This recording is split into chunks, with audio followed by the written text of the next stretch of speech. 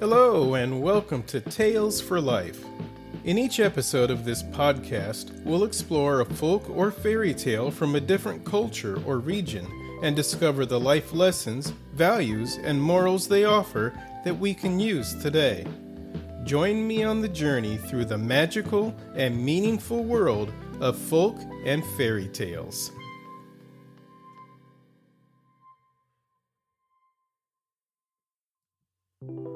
Hello, and thank you for joining me for one more 2025 episode of Tales for Life, the podcast that journeys through life one tale at a time. I'm glad you're here for the last episode of the year, an episode that looks at today with thoughts of tomorrow. I've titled it, Today's Habits Shape Tomorrow's Outcomes. Most of us carry the hope that tomorrow will be better than today. Maybe we dream of a more fulfilling job, one that pays a little more and feels a little less draining. Maybe we imagine upgrading our car, moving into a brighter home, or simply feeling more confident, more capable. These hopes aren't selfish, they're human. They reflect our desire to grow, to improve, to shape a life that feels more aligned with who we want to be. But here's the truth. That better tomorrow doesn't arrive by accident. It's built, brick by brick, seed by seed, starting today. Think of a garden. You don't wake up one morning to find tomatoes and sunflowers blooming if you haven't planted anything. Or a house. You can't live in a sturdy, beautiful home if you never laid the foundation. The habits we practice today, how we spend our time, what we prioritize, how we respond to challenges, are the materials we're using to build our future. If those materials are flimsy or neglected, tomorrow won't just fall short of our hopes, it might crumble. But if we choose wisely, act intentionally, and stay consistent, we give ourselves the best chance to thrive. To explore this idea, we're turning to a version of the Three Little Pigs you may not have heard before. It's a lesser-known telling by Andrew Lang, part of his collection of classic fairy tales. While the bones of the story are familiar, 3 pigs, 3 houses, 1 hungry predator, this version offers a sharper lens on preparation, persistence, and the consequences of our choices. It's the perfect tale to close out the year and reflect on how today's habits shape tomorrow's outcomes.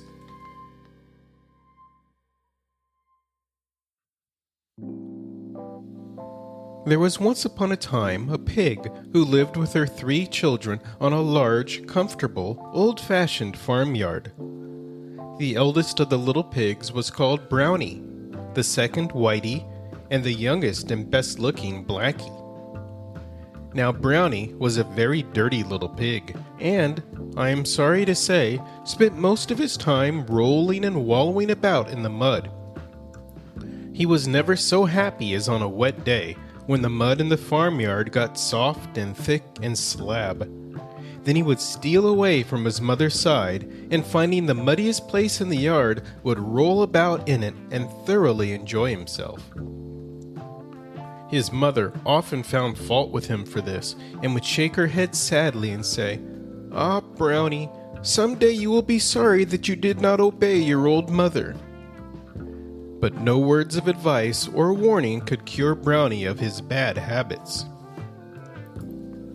Whitey was quite a clever little pig, but she was greedy. She was always thinking of her food and looking forward to her dinner. And when the farm girl was seen carrying the pails across the yard, she would rise up on her hind legs and dance and caper with excitement. As soon as the food was poured into the trough, she jostled Blackie and Brownie out of the way in her eagerness to get the best and biggest bits for herself. Her mother often scolded her for her selfishness and told her that someday she would suffer for being so greedy and grabbing. Blackie was a good, nice little pig, neither dirty nor greedy. He had nice, dainty ways, for a pig, and his skin was always as smooth and shining as black satin. He was much cleverer than Brownie and Whitey, and his mother's heart used to swell with pride when she heard the farmer's friends say to each other that someday the little black fellow would be her prize pig. Now the time came when the mother pig felt old and feeble and near her end.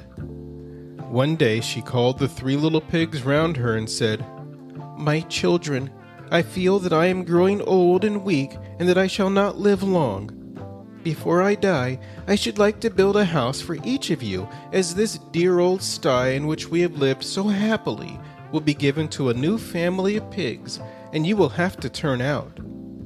Now, Brownie, what sort of a house would you like to have?"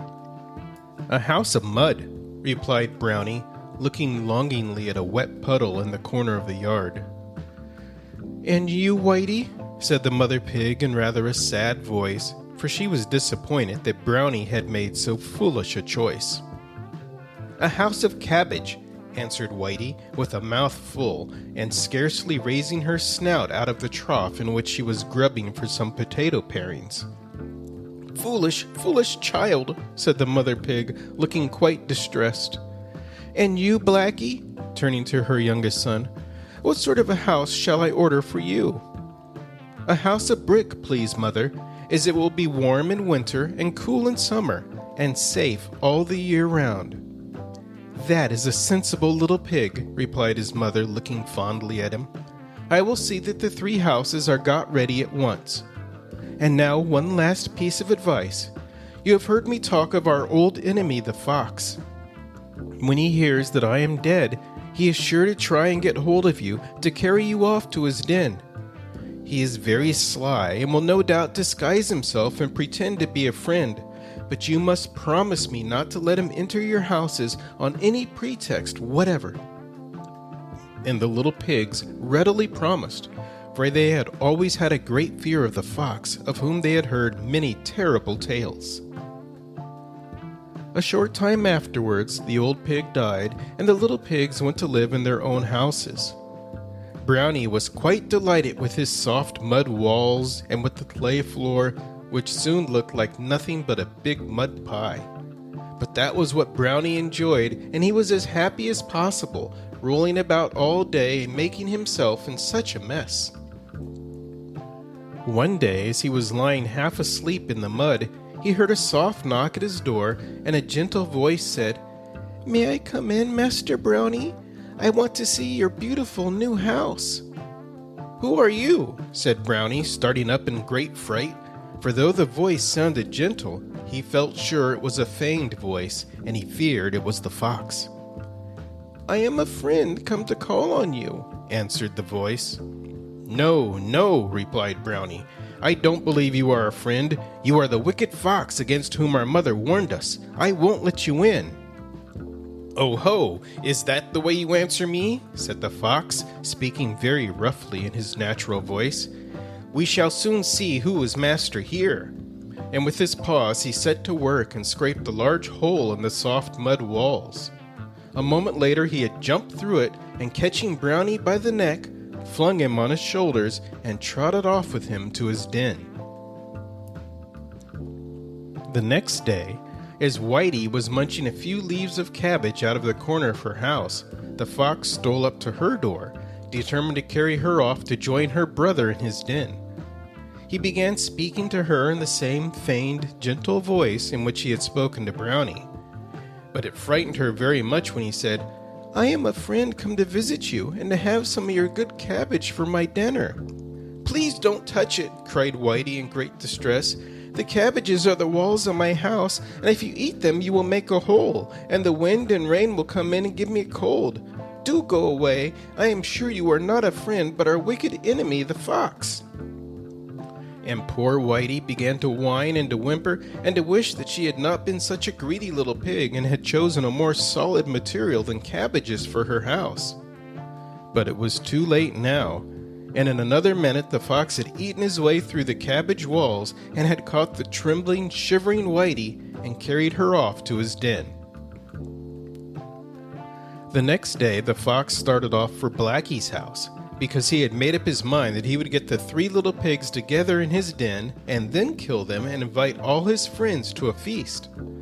But when he reached the brick house, he found that the door was bolted and barred, so in his sly manner he began, "Do let me in, dear Blackie. I have brought you a present of some eggs that I picked up in a farmyard on my way here." "No, no, Mr. Fox," replied Blackie. "I am not going to open my door to you. I know your cunning ways. You have carried off poor Brownie and Whitey, but you are not going to get me." At this, the fox was so angry that he dashed with all his force against the wall and tried to knock it down. But it was too strong and well built, and though the fox scraped and tore at the bricks with his paws, he only hurt himself, and at last he had to give it up and limp away with his forepaws all bleeding and sore. "Never mind," he cried angrily as he went off. "I'll catch you another day, see if I don't, and won't I grind your bones to powder when I've got you in my den?" And he snarled fiercely and showed his teeth. Next day, Blackie had to go into the neighboring town to do some marketing and to buy a big kettle. As he was walking home with it slung over his shoulder, he heard a sound of steps stealthily creeping after him. For a moment his heart stood still with fear, and then a happy thought came to him. He had just reached the top of a hill and could see his own little house nestling at the foot of it among the trees. In a moment he had snatched the lid off the kettle and had jumped in himself. Coiling himself round, he lay quite snug in the bottom of the kettle, while with his foreleg he managed to put the lid on so that he was entirely hidden. With a little kick from the inside, he started the kettle off, and down the hill it rolled full tilt. And when the fox came up, all that he saw was a large black kettle spinning over the ground at a great pace.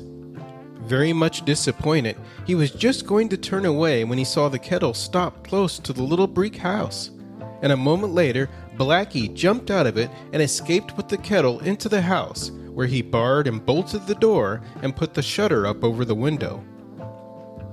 "Oh ho!" exclaimed the fox to himself. "You think you will escape me that way, do you? We shall soon see about that, my friend." And very quietly and stealthily he prowled around the house looking for some way to climb onto the roof. In the meantime, Blackie had filled the kettle with water and, having put it on the fire, sat down quietly waiting for it to boil. Just as the kettle was beginning to sing and steam to come out of the spout, he heard a sound like a soft, muffled step, patter, patter, patter, overhead, and the next moment the fox's head and forepaws were seen coming down the chimney. But Blackie very wisely had not put the lid on the kettle, and, with a yelp of pain, the fox fell into the boiling water, and before he could escape, Blackie had popped the lid on, and the fox was scalded to death. As soon as he was sure that their wicked enemy was really dead and could do them no further harm, Blackie started off to rescue Brownie and Whitey. As he approached the den, he heard piteous grunts and squeals from his poor little brother and sister, who lived in constant terror of the fox killing and eating them. But when they saw Blackie appear at the entrance to the den, their joy knew no bounds. He quickly found a sharp stone and cut the cords by which they were tied to a stake in the ground, and then all three started off together for Blackie's house, where they lived happily ever after. And Brownie quite gave up rolling in the mud, and Whitey ceased to be greedy, for they never forgot how nearly these faults had brought them to an untimely end.